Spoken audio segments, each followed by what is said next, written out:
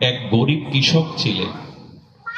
এই যে কৃষক সারাদিন দিনমজুর খেটে বর্ষনার মন্দিরে সন্ধ্যায় আরতি দেখতে যেতেন। ওইখানে একদিন শুনেছেন সাধুদের সেবা না করলে, মহতের সেবা না করলে রাধারানীর কৃপা, ভগবত কৃপা হয় না। আর এটা সত্য কথা। নিজের দেহ গুরু বৈষ্ণবের সেবায় ক্ষয় না করলে আপনার বিবেক হবে না, আপনি সিদ্ধান্ত নিতে পারবেন না ভজনে। এর আগে একটা কথা বলি, সাধুগুরু বাড়ি আসলে প্রণাম করার পরে আমরা অনেকেই বলি, বাবা মাথায় হাত রেখে আশীর্বাদ করুন, বলি কি না? এখনো সাধু যেতে গেলে বলি, আমার মাথায় একটু বাচ্চাটা বাড়িয়ে দিই, স্ত্রী পুত্রকে বাড়িয়ে দিই। হাতে আছেটা কি সাধু? আপনার হাত আমার হাতে পার্থক্য আছে বাবা? মায়েরা আছে কি? 5টা আঙুল হাতে রেখা, এটা একই হাত। তো হাত মাথায় নেই কেন আমরা? বারবার মাথায় নিতে চাই কেন? কি আছে সাধুর হাতে? একটু বলি, হাতে অনেক কিছু আছে। এখানে যদি জুয়েলাইস আসতো তো তারকে আনন্দ দিচ্ছে। আচ্ছা, হোটেলের যিনি রান্না করেন আর মায়ের হাতের রান্না একরকম হয় কি? তাহলে মায়ের হাতে আছেটা কি? হোটেলে যিনি রাঁধছেন উনিও তো হাত দিয়ে রাঁধছেন। মায়ের হাতের রান্না আর হোটেলের কারো রান্না এক হয়? হাতে কিছুটা পার্থক্য আছে। যে যাকে খুব ভালোবাসে সে যদি তার মাথায় হাত দেয় না, তো মনে হয় সমস্ত শরীরটা শীতল হয়ে গেল, একটু সান্ত্বনা পায়। অন্য কেউ হাত দিলে আপনার মাথায় অপমান বোধ করুন। বাজার ঘাটে যান, কেউ আপনার মাথায় হাত দিল, কি বলবেন? অপমান বোধ করবেন। হাতে অনেক কিছু আছে, কেমন জানে। এই বাচ্চাগুলোকে সরিয়ে দিন না, ওদেরকে সরিয়ে দিন। হাতে কি আছে জানেন? বলরাম বসুর বাড়ি পরম পুরুষ রামকৃষ্ণ পরমহংস, উনি ভজন করছেন, গান গাচ্ছেন, তখন নরেন দত্ত যাচ্ছে, তখন বিবেকানন্দ হননি। এই নরেন দত্ত খুব তার্কিক ছিলেন, কোনো কিছু পরীক্ষা ছাড়া বিশ্বাস করতেন না। যুক্তিতে না এলে, পরীক্ষা না করে কোনো কিছু বিশ্বাস করতেন না। আইনের ছাত্র তিনি। ঠাকুরের ওই ভাব দশা সমাধি থেকে বলছে, তুমি ভগবান দেখেছো? ঠাকুর বুঝলেন ওকে দেখেই বুঝে ফেলেছেন, ওদের দূরদৃষ্টি আছে তো। সাধু আপনাকে দেখেই বুঝতে পারে, আপনার ভেতরটা পড়ে ফেলতে পারে।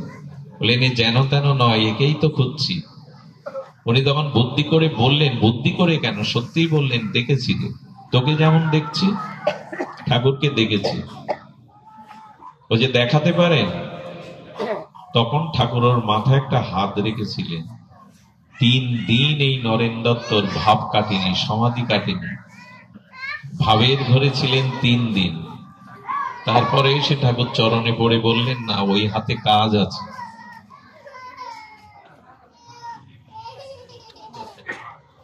ওই হাতে কাজ আছে, বাইরে নিয়ে যাও, মা, বাইরে নিয়ে যাও। ওই হাতে সমাধি 3 দিন তার আবেশ থেকে গেল। আমি বলছি কি, সাধুগুরু বৈষ্ণবের হাতে কিছু একটা ক্রিয়া আছে, শক্তিটা আপনার উপরে সঞ্চারিত করতে পারে। যেমন মায়ের হাতের রান্না আর হোটেলের একজনের রান্না এক হয় না, ওই হাতের পার্থক্য আছে। মা যখন রান্না করে সন্তান স্বামীর জন্য, ওর মধ্যে মমতা, শুদ্ধতা, এগুলি কাজ করায়। আর ও তো ব্যবসার জন্য করছে, এই জন্য দুটো স্বাদ, দুটো ক্রিয়া এক হয় না। শুধু এই জন্য নিবেদন করছি, সাধুগুরুর আশীর্বাদ চাই, না হলে কিছুই হবে না। ওই যে হাত রাখে না, ওটা অনেক, ওই যে মা হাত রেখে খোকার মাথায় বলে, বেঁচে থাক বাবা, অনেক বড় আশীর্বাদ। কোন শত্রু আছে যে আপনার ক্ষতি করবে যদি ওই আশীর্বাদ মা দিয়ে দেয়? এই জন্য মাথায় হাত আমাদের আজকাল নাই, কারণ হাত নেওয়ার জন্য মাথা নিচু আমরা আজকাল প্রায় করি না। মাথা উঁচু করে চলি তো হাত দেবে কি? মাথা আমাদের এখন নিচু হয় না। এখন মাথা নিচু হলেই তো হাতটা দেবে। সুধীবৃন্দ বর্ষনার বাবা বৈষ্ণবদের সেবা করতেন, সাধুদের ব্যাগ বয়ে দিতেন, জুতোটা গুছিয়ে রাখতেন। আমি দেখেছি এর মধ্যে এমন একজন আছে, আমি নাম বলবো না, অনেক ধনী, অনেক মানি, কিন্তু আমরা যখন আছি দেখে বাবা চলে যাবে, জুতোটা খুঁজে পাবে না, আলাদা করে রেখে দেয়। কখনো মাথায় করে, হাতে করে বাইরে নিয়ে, খুঁজছি কোথায়, সেখানে নিয়ে উপস্থাপন। এগুলো হলো সেবা। গুরুদেবের আশ্রমে উৎসব আপনি গেছেন, গুরুদেবের মাথায় ছাতা ধরতে পারলে, গুরুদেবের হাত ধরে নিয়ে যেতে পারলে, মালাটা পরাতে পারলে, মনে করি সবাই জানুক আমি গুরুদেবের খুব নিকটের একজন, তার খুব প্রিয় ভাজন। এইগুলো সেবা না। প্রকৃত সেবা কি জানেন? গুরুদেবের বাথরুম গুলো, ল্যাট্রিন গুলো আবর্জনায় ভরে গেছে, ড্রেন গুলো জল সচ্ছে না, ওই সেবাগুলো করাই হলো প্রকৃত কৃপা পাওয়ার সেবা। প্লেট দিতে সবার ইচ্ছা হয়, জলের গ্লাস দিতে ইচ্ছা হয়, কিন্তু এটা পাতাগুলো ফেলার লোক শেষে, ওই সেবাটাই হলো বড় সেবা। ওই সেবাটার মধ্যে কৃপা হয়, আমরা সামনে গিয়ে দাঁড়াতে পারলে বেঁচে যায়, কিন্তু না। এই জন্য উনি জুতোগুলো ধুয়ে দিতেন, পরিষ্কার করে দিতেন, সাধুদের ব্যাগগুলো বয়ে দিতেন। এক বাবা বলছেন আমি কাল নন্দগ্রামে যাব, গোকুলে যাব, আমার ব্যাগটা, আমার তো হাঁপানির সমস্যা, ব্যাগটা একটু বয়ে দেবে বাবা। একদিন দিনমজুর না খাটলে তার সংসারে হাড়ি জ্বলে না। আনন্দে বলল, আপনার এইটুকু সেবা করতে পারলে আমি ধন্য মনে করব। ভোরবেলা এলো, বোঝাটা মাথায় নিল, সাধু বাবা চলছে। নন্দগ্রামে আসতে 1-1.5 ঘন্টা 2 ঘন্টা পায়ে লাগতে পারে। বেলা 11টা বেজে গেল। কেন জানেন? ওই যে হাঁপানির সমস্যা, তো অ্যাজমা। সাধু কিছুক্ষণ বসেন, আবার একটু বিশ্রাম নিয়ে চলেন।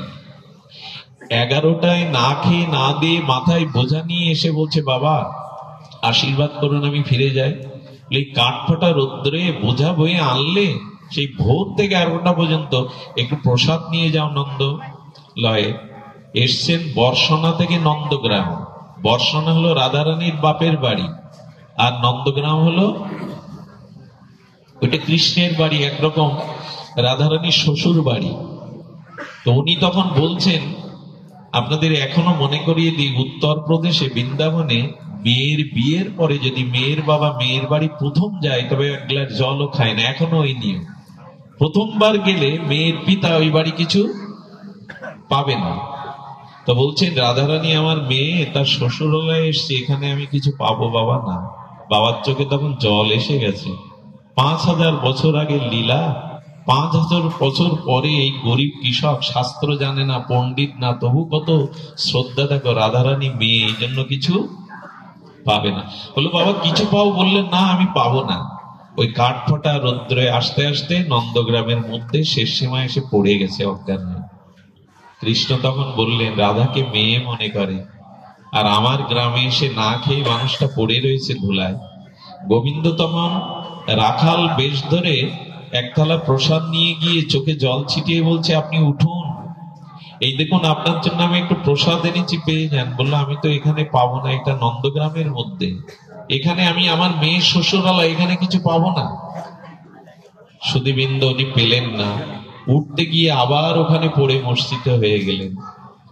গোবিন্দ গিয়ে তখন বললেন, ও তোমাকে মেয়ে মনে করে, তোমার বাবা পড়ে রয়েছে ধুলায়, আমাদের হাতে নন্দগ্রামে কিছু নেবে না। এ দেখুন, এখানে 1000 বছর আগের ঘটনা না, 200-300 বছর আগে ঘটনা, এই কলিযুগেরই ঘটনা, মাত্র 200-300 বছর আগে। ওখানে গিয়ে তখন কি করেছেন, রাধারানী ওনার মেয়ের রূপ ধরে এসেছে। রাধারানী যদি কারো স্পর্শ করে, তার আর অজ্ঞানতা থাকে? মোর্চা ভেঙে বলছে, তুই এখানে মা? বলে, কে আমাকে সংবাদ দিল বাবা তুমি পড়ে আছো, সকালে কিছু পাওনি জলও, আমি তোমার জন্য প্রসাদ এনেছি। প্রসাদটা বাবা পেতে যাবে, বললো, না বাবা তুমি অসুস্থ, আমি তোমাকে পাইয়ে দিই। রাধারানী নিজে হাতে প্রসাদ পাওয়ালেন। বারবার চোখে জল আসছে, মা আমি তো মা হাত, তুই আমার মায়ের মতোই, প্রতিদিন তো তুই রান্না করে পাওয়াস, এমন তো কখনো লাগে না আমার, এমন হচ্ছে কেন? তোর প্রসাদে এত স্বাদ তো আমি কখনো পাইনি।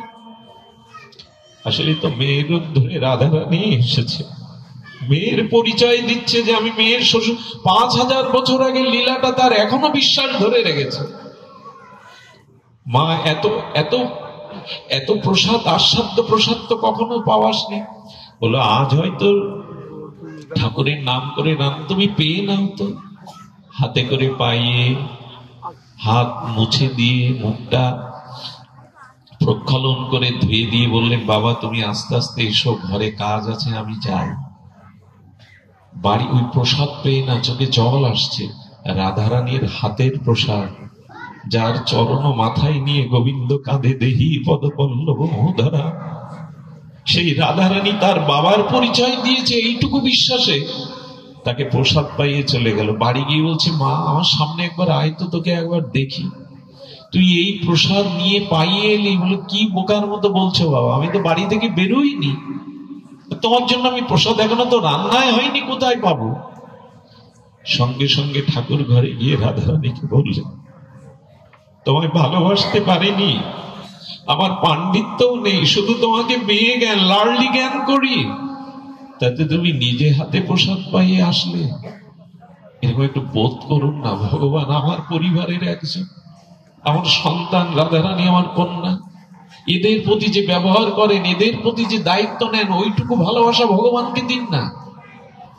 তাতেই জীবন সফল হবে, তাতেই গৃহে থেকেই ভক্তি পাওয়া যাবে। সুধীজন, আমাদের অসীম দা, এই ছেলেটাকে হৃদয়ে অনেক বেশি ভালোবাসি এই জন্য বছরের শেষে একটা প্রতীক্ষা করে আপনাদের পায়ের ধুলা।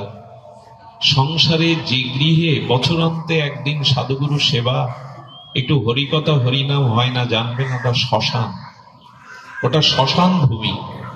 এই জন্য সামর্থ্য অনুযায়ী 2-5 জন বৈষ্ণবকে দিলেও প্রতি বছর গৃহে একটু তাদের হরিনাম হরিকথা এগুলো দেওয়া উচিত। গৃহীর ধর্ম হলো বৈষ্ণব সেবা, কৃষ্ণ সেবা ভালো করে দিতে পারুন আর না পারুন, কারণ বৈষ্ণব সেবার মধ্যে দিয়ে 2 সেবা হয়ে যায়, ভক্ত ভগবানের সেবা একই সাথে হয়ে যায়। ভগবান বললেন, কোন বৈষ্ণবকে 1 মুঠো দিলে আমি তার জিউ ভাই বসে আস্বাদন করি। এই জন্য সাধুগুরু বৈষ্ণব হরি সেবা, ভগবত সেবা, এটা গৃহীদের কর্তব্য। সেই কর্তব্যটা অসীমদা পালন করেন। আমি তার চরণে আজ একটা অপরাধও করে বসছি, যেন নিজগণে ক্ষমা করেন। একটা দিন নির্ধারিত ছিল, আমি রাত দিন ছুটছি, জানেন, কাল রাত 4টেই বাড়ি ফিরেছি। আবার সারা দিন ব্যবসা বাণিজ্য করে এখন ছুটতে হবে কোথায় জানেন? রাজোর, কোথায়? মাদারীপুর রাজোর। অনুষ্ঠান ধরতে পারবো না, একটু করতে পারিনি। তবু ক্ষমাময় হৃদয় তার, ক্ষমা গুণ না থাকলে সে কিসের মানুষ। বলেছিলাম, দাদা আপনার সম্মান রক্ষার্থে আমি একটু অগ্রে যাব, সেই সুযোগটা তিনি করে দিয়েছেন, আপনারাও এসেছেন। এরপরে আমাদের সুজিত দাদাজি মহারাজ আছেন সর্ব অগ্রগণ্য প্রণম্য পূজ্য করিঞ্চি রাধা মাধব সেবাশ্রমের অন্যতম আচার্য আমাদের দাদাজি মহারাজের গুরুপাদ পদ্ম ছিল নারায়ণোত্তম গোস্বামী, অমীয় তার ভাগবত, অমীয় তার হরিকথা। আপনাদের তাদের ভাগবত শ্রবণ কীর্তন করবেন, প্রসাদাদি নিয়ে দাদাজিকে আশীর্বাদ করবেন। সংসারে থেকে এমনি করে যেন আপনাদের চরণ ধুলি পায়, আপনাদের পূর্ণ আশীর্বাদ যেন তার পরিবারের সকলকে ইষ্টমুখী করে, ভগবতমুখী করে। শুভ সময়টা যে কখন চলে যায়, প্রায় 1 ঘন্টা পার চলে গেছে, কখন আমিও বুঝতে পারিনি। ভালো সময়টা এমনি করে চলে যায়। শেষে একটা কথা হাত জোর করে জানিয়ে যায়, বায়ু গন্ধ বিনা, বাতাস কখনো গন্ধ ছাড়া থাকে না, সে সুগন্ধ বা দুর্গন্ধ হোক। বায়ু গন্ধ বিনা, গন্ধ কুসুম বিনা, ফুল ছাড়া কোন সুগন্ধ পাওয়া যায় না। বায়ু গন্ধ বিনা, গন্ধ কুসুম বিনা, কুসুম ভ্রমর বিনা, ভ্রমর রাগ বিনা, রাগ ভাব বিনা, ভাব হরি বিনা, আর মনুষ্য জন্ম বিফল হরি কথা হরি নাম বিনা। আজ থেকে সংকল্প নিন যাতে ভগবানের নাম এবং হরি কথাকেই আমরা জীবনে ব্রতী করতে পারি। এখন একটু নাম হবে, হরি নাম। এরপরে আমাদের সুজিতরা